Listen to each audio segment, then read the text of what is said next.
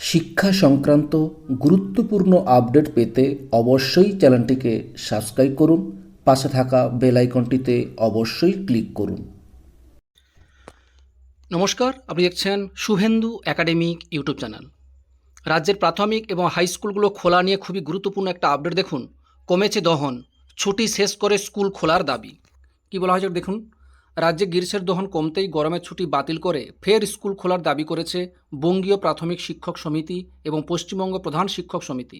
এ ব্যাপারে শিক্ষা দপ্তরকে প্রস্তাবও পাঠিয়েছে তারা। ওই দুই শিক্ষক সংগঠন দাবি করেছে এক দফায় লম্বা ছুটি না দিয়ে আপাতত স্কুল খুলে দেওয়া হোক। ফের মাত্রাতিরিক্ত গরম পড়লে তখন আবার ছুটি দেওয়া যেতে পারে। প্রথমে শিক্ষা দপ্তর জানিয়েছিল 13ই মে থেকে 31শে মে পর্যন্ত প্রাথমিক স্কুলে ছুটি থাকবে। 9 মে থেকে 20 মে পর্যন্ত মাধ্যমিক এবং উচ্চ মাধ্যমিক স্কুলে ছুটি ছিল, কিন্তু এপ্রিলের মাঝামাঝি থেকে প্রবল গরম এবং তাপপ্রবাহ শুরু হয়, ছুটি এগিয়ে আনা হয়। গরমের ছুটি দেওয়া হয়েছে 3রা জুন পর্যন্ত। শিক্ষক সংগঠনগুলোর নেতারা মনে করেছেন এত লম্বা ছুটির প্রয়োজন আপাতত নেই।